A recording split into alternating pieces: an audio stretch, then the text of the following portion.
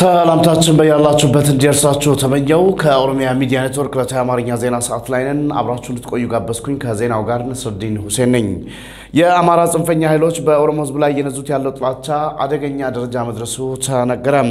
የአማራ ተወላጅ የሆኑትና የአማራ ክልል ብልጽግና ጽህፈት ቤት ኃላፊ የነበሩት አቶ ግርማ የሺጥላ ከመገደላቸው በፊት በሐሰተኛ መረጃ ኦሮሞ ነው የሚል ከፍተኛ የሆነ ቅስቀሳ ሲደረግ ታይቷል ያሉት አስተያየት ሰጪዎችም ድርጊቱ የአማራ ጽንፈኛ ኃይሎች ዘመቻ ምን ያህል የከፋና አውዳሚ እንደሆነ አመላካች ነው ብለዋል ወንጀል ከፈጸሙ በኋላ ደግሞ ከተበዳይ ጩኸትን የመቀማት መንገድን እንደ ስልት እየተጠቀሙ እንደሆነ ገልጸዋል አስተያየት ሰጪዎቹም ተጨማሪ ዘገባ አዘጋጅተናል በተለይ ከቅርብ ዓመታት ወዲህ የአማራ ጽንፈኛ ቡድኖች ህዝቦችን ኢላማ ያደረገ የጥላቻ ንግግር ዘመቻ በግላጭ በማድረግ ተጠምደዋል በዚህ ቅስቀሳና ዘመቻ ላይ የሚዲያ ባለሙያንን የሚሉ ግለሰቦች ጭምር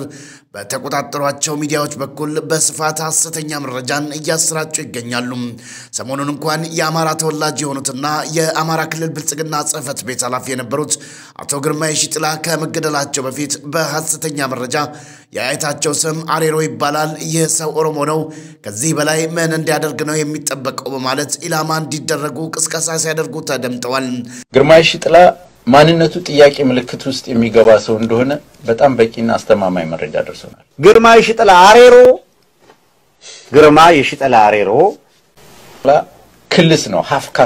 ካስት ማለት ምንድነው ኮታ የአማራን ቦታ ይዞ በአማራነት ስም ይሁን እንጂ የሰሜን ሸዋ ሰው ነው እናቱ አማራ ናቸው ግን በአባቱ በኩል ኦሮሞ እንደሆነ የተረጋገጠ ስለዚህ አማራ ህዝብ ከነዚህ እስካልተላቀቀ ድረስ የትም ሊደርስ አይችልም ነዚህ ጽንፈኛ የአማራ ቡድኖች ግድያው ከተፈጸመ በኋላ ደግሞ ተገልብጠው ግድያውን የፈጸመው የኦሮሞ መንግስት ነው የሚል ሐሰተኛ ፕሮፓጋንዳ መጀመራቸውም ተስተውሏል በዚህ ጉዳይ ላይ ለኦኤምኤን አስተያየታቸውን የሰጡ ግለሰቦች የኦሮሞ የሚባል መንግስት እንደሌለና የብልጽግና መንግስት ለምርጫ በቀረበበት ወቅት የኦሮሞ ፖለቲካ ኃይሎች በጅምላ በእስርና በትግል ላይ እንደነበሩ ማስረድተዋል እንዲሁም የኦሮሞ ህዝብ የታሰሩበት የፖለቲካ ኃይሎች እንዲፈቱ የሚጠይቅበት ወቅት ምርጫ አካሂዶ ተመረጥኩ ላለው የብልጽግና መንግስት በሰልፍ ጭምር እውቅና የሰጠው የኢትዮጵያኒስት ነኝ የሚለው የአማራ ብሔርተኛ እንደነበረም አስታውሰዋል በርግጥም የአማራ ጽንፈኛ ኃይሎች በኦሮሞ ላይ የጥላቻ ንግግር መሰንዘር ከጀመሩ ሰነባብተዋልም ነው ያሉት ለአብነትም በአማራ ክልል በተደረጉ ሰልፎች ላይ በተደጋጋሚ የኦሮሞ ህዝብ ላይ ያነጣጠሩ የጥላቻ ዘል መፈክሮች ሲነገሩም ተደምጠዋል የኦሮሞ ህዝብ ማንነት መገለጫ የሆነውን ኦሮሞማ ይውደም ሲሉና የኦሮሞን ህዝብ የፊውዳል ስርዓት መሪዎች የጠሩበት በነበረው የጥላቻ ቃል ሲጠሩትም በተደጋጋሚ ታይቷል ነው ያሉት እነዚህ ጽንፈኛ ኃይሎች ወንጀል ከፈጸሙ በኋላ ደግሞ ከተበዳይ ጩኸት የመቀማት መንገድን እንደ ስልት እየተጠቀሙ እንደሆነም ገልጸዋል አስተያየት ሰጪዎቹም ይህም የህዝብ ለህዝብ ግንኙነት ላይ ከፍተኛ የሆነ አደጋ የደቀነና ወደ እርስ በርስ ግጭት የሚገፋ እኩይ ተግባር መሆኑን ለኦኤምኤን አስተያየታቸውን የሰጡት ግለሰቦች በማስረዳት እነዚህ ኃይሎች እየሄዱበት ካለው የጥፋት መንገድ እንዲመለሱ መክረዋል በተያያዘ ዜና የጸጥታና የደህንነት የጋራ ግብረ ኃይል በአማራ ክልል በሚገኙ ጽንፈኛ ኃይሎች ላይ የማያዳግም እርምጃ እየወሰደ መሆኑን አስታወቀ እነዚህ በአማራ ክልል የሚገኙና ጽንፈኛ ኃይሎች በአማራ ክልል ህገ መንግስታዊ ስርዓቱን በማፍረስ ክልላዊ ስልጣንን በኃይል ለመቆጣጠር እየሰሩ እንደሆነም ተገልጿል ተጨማሪ ዘገባ አለን እዚህ ላይ የጸጥታና የደህንነት የጋራ ግብረ ኃይል የአማራ ብልጽግና ጽህፈት ቤት ኃላፊ አቶ ግርማ የሺጥላ መገደሉን ተከትሎ ባወጣው መግለጫ በአማራ ክልል በሚገኙ ጽንፈኛ ኃይሎች ላይ እርምጃ መውሰድ መጀመሩን አመልክቷል ግብረ ኃይሉ ጽንፈኛ በማለት የገለጻቸው ቡድኖች ለአማራ ህዝብ እንታገላለን በሚል በውስጥም በውጪም በመቀናጀት የራሳቸውን ህቡ አደረጃጀት እንደፈጠሩም ተናግሯል ይህንን እኩይ የጥፋት ሴራ እየፈጸሙ ያሉት ጽንፈኛ ኃይሎች የአማራ ህዝብ የልማትና የሰላም ተጠቃሚ እንዳይሆንና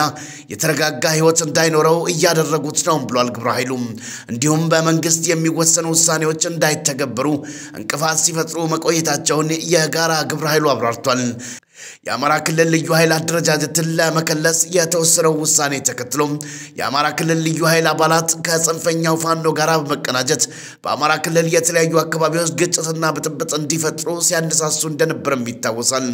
ይህንን ተከትሎ በአማራ ክልል በተፈጠረው ቀውስ የዓለም አቀፍ ድርጅት የእርዳታ ሰራተኞች ጭምር ላይ ግድያ መፈጸሙ አይዘነጋም።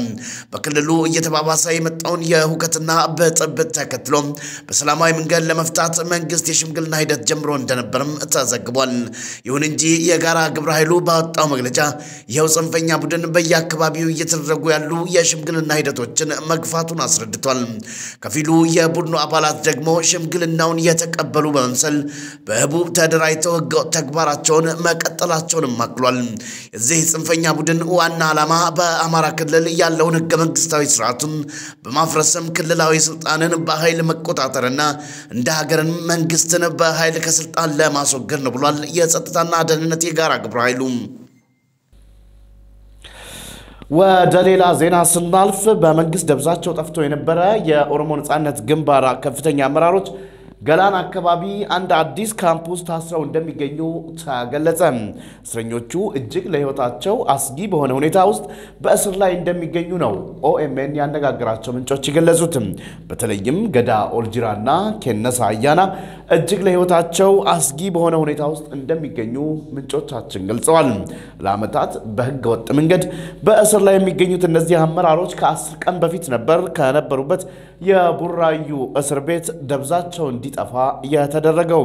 ኦነግ ደብዛቸው ጠፍቶ የነበረውን የድርጅቱ አመራሮች ሁኔታ በተመለከተ ከቀናት በፊት ባወጣው መግለጫ የኢትዮጵያ ብሔራዊ ምርጫ ቦርድ በእስረኞቹ ጉዳይ ላይ ለሁለተኛ ዙር ምርመራ ለማድረግ ማቀዱን ተከትሎ ከታሰሩበት ቤት በመንግስት ደብዛቸው እንዲጠፋ መደረጉን ማስታወቁ ይታወሳል። የሕክምና አገልግሎትና ሌሎች መሰረታዊ ነገሮች ተነፍገው ለአመታት በእስር ላይ የሚገኙት እነዚህ የፖለቲካ እስረኞች በተደጋጋሚ ከእስር እንዲለቀቁ ፍርድ ቤት ትዕዛዝ ቢሰጥም በእስር እንዲቆዩ ሆነዋል።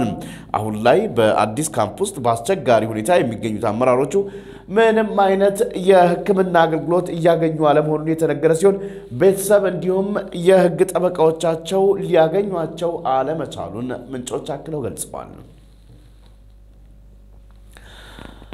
በሌላ ዜና ኢትዮጵያ በህገ ወጥ የገንዘብ ዝውውር ምክንያት በየአመቱ $3 ቢሊዮን እንደምታጣ ተገለጸ። ለፊንፊኔ የንግድና ዘርፍ ማህበራት ምክር ቤት አባላት ጥናት ያቀረቡት አቶ ይርጋ ተስፋዬ ኢትዮጵያ በንግድ ከምታገኘው የውጭ ምንዛሬ ይልቅ ከውጭ ሀገር ዜጎች የሚልኳቸው ገንዘብ ይበልጣል ብለዋል። ነገር ግን በውጭ ከሚኖሩ ኢትዮጵያውያን ወደ ሀገር ቤት ከሚላከው ገንዘብ 88% የሚሆነው ከባንክ ውጪ ባሉ ህገወጥ መንገዶች በኩል እንደሚገባም ጥናቱ አመልክቷል። በጥቁር ገበያ ያለው የውጭ ምንዛሬ መጠን በባንኮች ከፍ ያለ በመሆኑ ተመራጭ እንደሚያደርገውም ተመልክቷል። በሌላ በኩል አገሪቱ የሰላምና መረጋጋቷ ጉዳይ አሳሳቢ መሆኗ ዜጎች ሀብታቸውን እንደሚያሸሹም ተጠቁሟል። በኢትዮጵያ ዜጎች ንብረታቸውን ለማንቀሳቀስ በብዛት ህገወጥ መንገዶችን እንደሚጠቀሙም ተጠቁሟል። በመጨረሻም በኦሮሚያ ክልል ምዕራብ ሸዋ ዞን ሜታ ወልቂጤ ወረዳ ቡፋ ጨፌ በተባለ ቀበሌ ባለፈው ሰኞ የመንግስት የጸጥታ ኃይሎች 6 ንጹሃንን መግደላቸው ተዘገበ። በወረዳው የተገደሉት 6ቱም አርሶ አደሮች ሲሆኑ ከሟቾች መካከል መገርሳ ሞቱማና ዘውዴ በቀለ የሚባሉ እንደሚገኙበት ነዋሪዎች ለኦኤምኤን ተናግረዋል። በተመሳሳይ በምዕራብ ወለጋ ዞን ጃርሶ ወረዳ አቦኖ ዲላ በተባለ ቀበሌ ድሪባ ተክሌ የተባለ ወጣት በመንግስት የጸጥታ ኃይሎች መገደሉ ተሰምቷል። ወጣቱን የመንግስት የጸጥታ ኃይሎች ከፍተኛ ድብደባ ከፈጸሙበት በኋላ ገድለውት አስክሬኑን እንደጣሉት ምንጮች ለኦኤምኤን ገልጸዋል። ባለፈው ማክሰኞ ደግሞ በሰሜን ሸዋ ዞን ኩዩ ወረዳ አሮጌ በተባለች ቀበሌ ደበላ ኢዳ የተባለ ወጣት በጥይት ተደብድቦ መገደሉንም ሰምተናል። ግድያውን የፈጸሙት የመንግስት ጸጥታ አካላት ሲሆኑ ከኦሮሞ ነጻነት ሰራዊት ጋር ግንኙነት አላችሁ በማለት ግድያውን መፈጸማቸውም ተገልጿል። መንግስት በአንድ በኩል ሰላም እንፈልጋለሁ እያለ በሌላ በኩል ኃይሎቹን አሰማርቶ በንጹሃን ላይ እየፈጸመ ያለውን ግፍ እንዲያቆም የሚደረጉ ጥሪዎች ተበራክተው ቀጥለዋል። አድማጭ ተመልካቾቻችን ለታዊ ዜናችን በዚህ ጨርሰናል። ቀሪ የኦኤምኤን ፕሮግራሞች ወደ እናንተ መድረስ ይቀጥላሉ። እንድትከታተሉ ጋበዝኩኝ። ሰላም